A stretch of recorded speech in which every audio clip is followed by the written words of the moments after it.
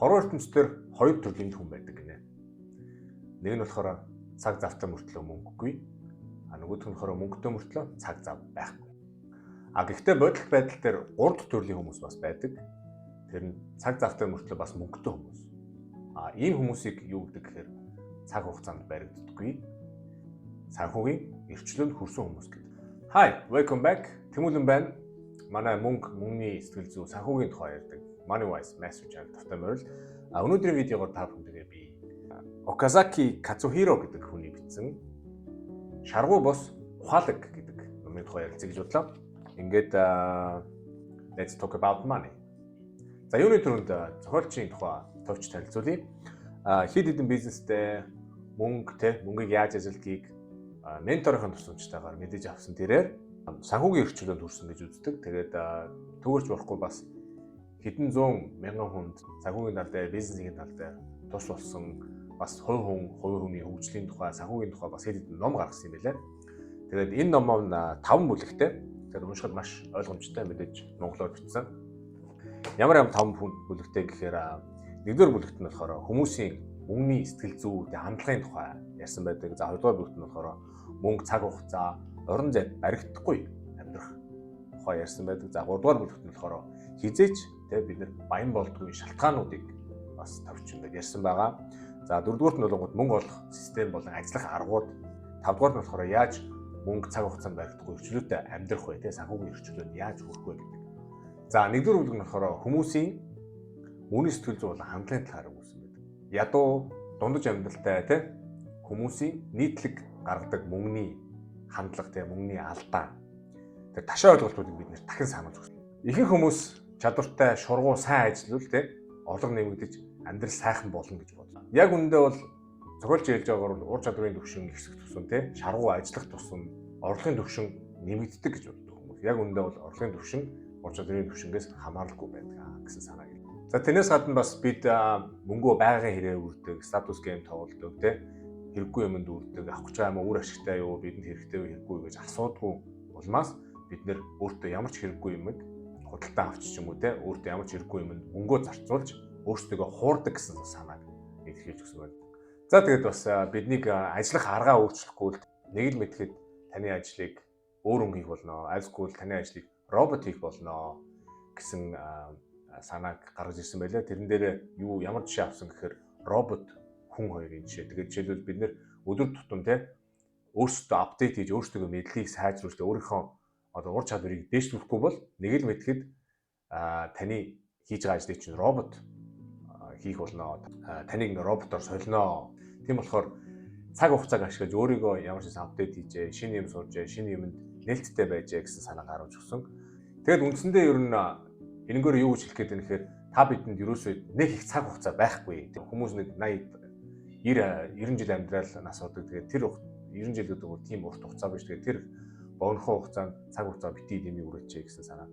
За тэгээд энэ бүлэгт бидний мөнгөний ташаа ойлголтуудыг хандлагуудыг дахин нэг сануулж дараах сануулж өгөх гэсэн байна. Тэгээд энэ дээр юу гэж хэлсэн бэ гэхээр мөнгийг үн цэндээ болгож байгаа нь ерөөсөө чи өөрөө. Тэрнээс биш мөнгөнд ямар нэгэн үн цэн байхгүй байгаамаа. Хэрв чи мөнгийг үн цэнтэй юмд тооцож өөрийнхөө үн цэнийг болгох юм бол мөнгнөөс хамааралтай хүн болно гэж сануулсан байдаг.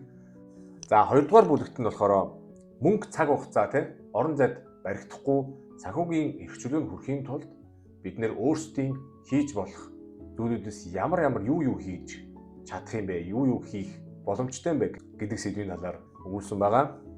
За тэгээд энэ бүлгээс надад 3 юм таалагдсан. Тэгээд нэгдүгürt нь болохоор өөрийн үн цэнийг тодорхойлж ямар нэгэн шийдвэр гаргах шалгууртаа мөнгийг биш өөрийнхөө үн цэнээс өөртөө тогтоосон тэр үн цэнийг шалгууртаа тавьж шийдвэр гаргаж байгаарай гэсэн санааг өгсөн. Тэгээд тэрэн дээр жишээлбэл надад юу гэж бодогдож байна гэхээр бид нар ингээд гутал авлаа гэхээр мөнгө одод аль хямдхныг авахын оронд үнэн нь ямар ч байсан хамаагүй тэгээд өөртөө эвтэйхэн чанартай гутал авахыг илүүд үзээрэй гэсэн санааг.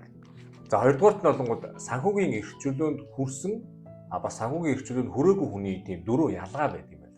Тэгэхэд миний ойлгож байгаагаар санхүүгийн эрхчлөөнд хүрэх гэсэн бодолтой санхүүгийн эрхчлөөнд хүрсэн хүмүүс ерөөсөө эрхчлөө тэгээд тийм риск өөрийнхөө хөгжүүлж тэгж явж байгаа. Тэгээд санхүүгийн эрхчлөөнд хүрээгүй хүн бол ерөөсөө дуртай байдал, риск гаргахгүй тий. Тэгээ ер нь бол ийм комфорт зонд ингээ байгаа тий. Ер нь бол ингээ болоод байвал тэгэл ингээл байгаа. Болоод ингээ явж идэг. Тийм учраас одоо нэг байрандаа байдаг ч юм уу тий. Ямар нэг эрсдэл гарахгүй. Тэгээд амжилт нь хүрдгүүгийн ерөөсөл тэр ялгаа нь ерөөсөл энэ ялгаанууд. За 3 дугаарт нь олонгот өөртөө хөрөнгө оруулах. Өөртөө хөрөнгө оруулах гэдэг бол санхүүгийн эрхчлөлөнд хүрэх гэж байгаа. Ер нь амжилтанд хүрье гэж бодож байгаа хүний ерөөсөл номер 1 хийх одоо хөрөнгө оруулалт. Тэр нь болохоор өөртөө хөрөнгө оруулах. Өөртөө хөрөнгө оруулсан байхад нийтлэгтэй чадвартай болсон байхад хаанч очиод ямар ч нөхцөлд мөнгө хийж чаднаа. Өөртөө хөрөнгө оруулахгүй юмыг мэдэхгүй, ямар нэгэн аргаа мэдэхгүй, мөнгө хийх аргаа мэдэхгүй бол тийм мэдээж мөнгө хийж чадахгүй. Аз зөвөл мөнгө хий, аз байхгүй тэгээд мөнгө хийж чадахгүй. Ядуу ч гэрэ байна гэсэн тийм санааг гаргаж өгсөн юм бэл. За тэгээд энэ бүлэгт биднэрт зохиолч юу гэж сургасан бэ гэхээр хүмүүс бид нэг л өдөр хаална, нэг л өдөр том бизнес хий, нэг л өдөр том аз таарад, нэг л өдөр те баяжаад ёндороод амар болчихно гэж бодоод яваад идэх те. Тэгээд энэ хугацаанд ахиж ирэхгүй маш үн цэнтэй цагаа үрээл. Хүний амьдрал цаг хугацааны нийлбэр гэж зохиолж хэлсэн байдаг. Мөнгө хийхийн тулд мэдээж цаг хугацаа хэрэгтэй те. Мөнгнөөс мэдээж цаг хугацаа илүү чухал.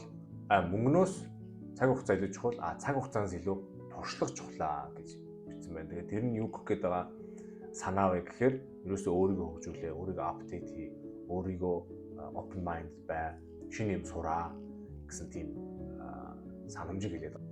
За 3 дугаар бүлэгт нь болохоор биднэрт зохиолч юу хөрөнгө вэ? Юу өөр вэ гэдгийг маш ойлгомжтойгоор тайлбарлаж өгсөн. За маш товчноор хэлэхэд хөрөнгө гэдэг нь ерөөсөө биднэрт мөнгө авчирж байгаа зүйл.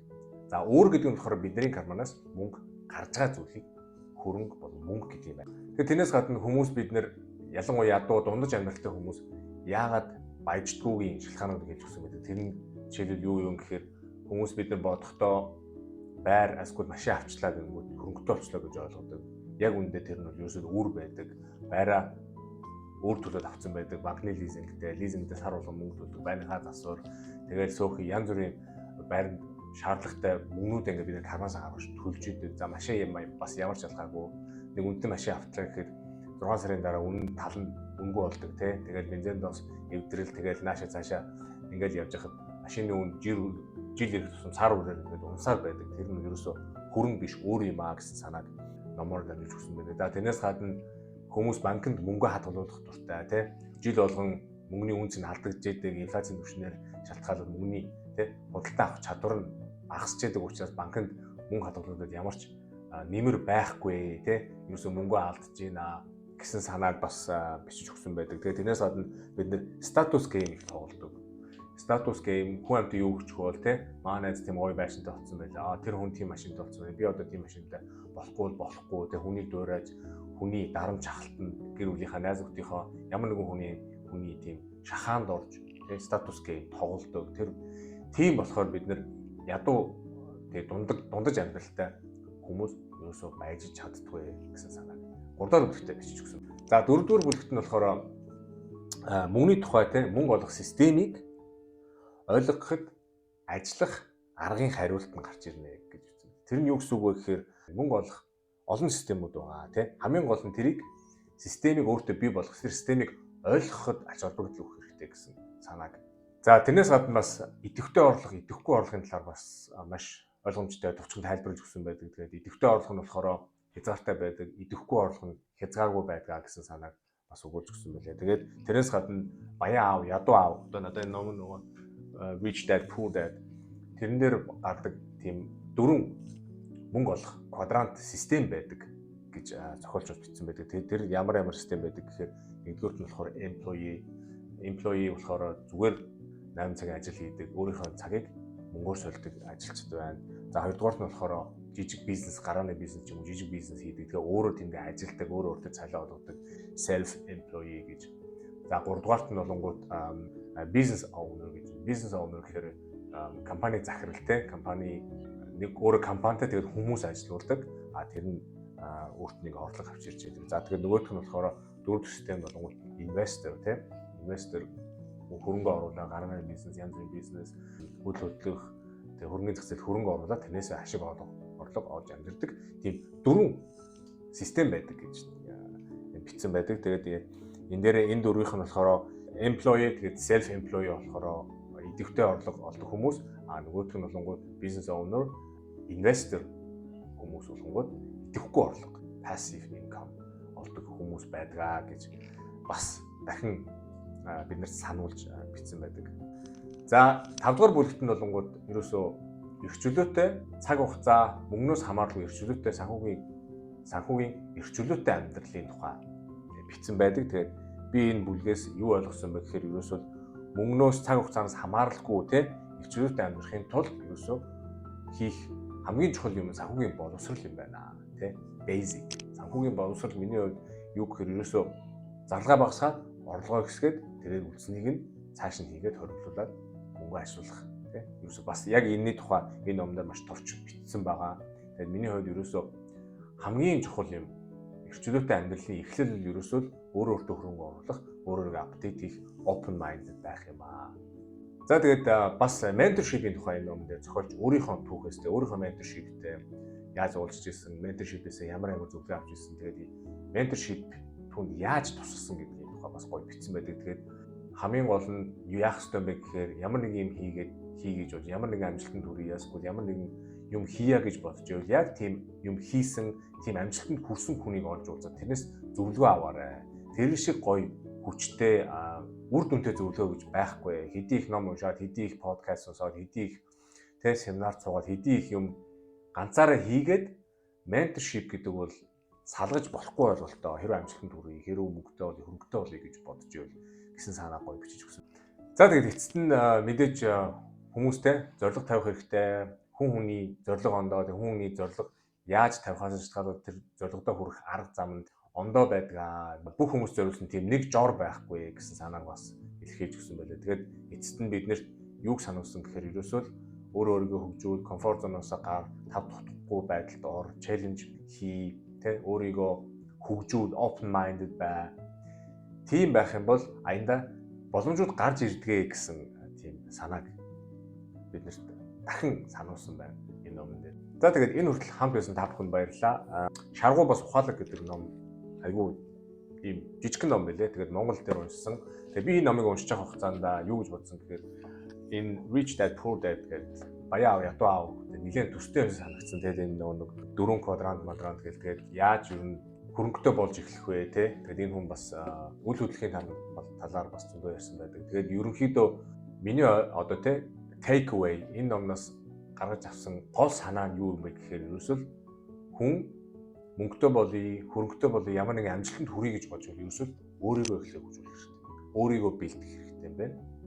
Тэгээд дараа нь эргэн тойрныхоо дараа нь тэгээд бусад асуудлаа тэр мөнгөний тухай бодох юм байна гэдэг санааг олж авсан юм аа. Тэгээд энэ номон дээр юу гэж хэлсэн байдаг гэхээр хүний амьдралд 3 төрлийн тийм хөрөнгө байдаг. Тэгээд нэгдүгээр нь болохоор санхүүгийн хөрөнгө, хоёрдугаарх нь болохоор нийгмийн хөрөнгө, тэгээд эцэст нь хувь хүний хөрөнгө гэж хэлсэн байдаг. Тэгээд хамгийн гол нь зохиолч хэлж байгаагаар хамгийн түрүүнд юугээ бүрдүүлэх ёстой гэхээр ерөөсөө эхлээд хувь хүний хөрөнгөө бүрдүүлэх ёстой. Өөрөө бэлэн байх ёстой, апдейт хийсэн байх ёстой. За хоёрдугаар нь болохоор нийгмийн хөрөнгөө бүрдүүлсэн байх ёстой. За тэгээд хамгийн сүүлд нь санхүүгийн хөрөнгөө бүрдүүлэх юм бол тэгээд санхүүгийн хөрөгчлөөнд хүрэх алхамч нь нэгээр ордог болно. Тэгээд амархан байх болно гэсэн санааг энэ номдоо бичсэн байлаа. За ингээд энэ хүртэл хамт байсан та бүхэндээ баярлалаа. Хэрэг та subscribe button дараагүй subscribe button дараарай. Тэрний оронд би та бүхэндээ өөрийнхөө уншсан гоё номнууд, өөрийнхөө мэдэж олж авсан зүйлүүд, өөр дээр ажиллаж байгаа юмнуудаа та бүхэндээ хуваалцах болно. Ингээд дараа уулзтаа баяртай. Чао.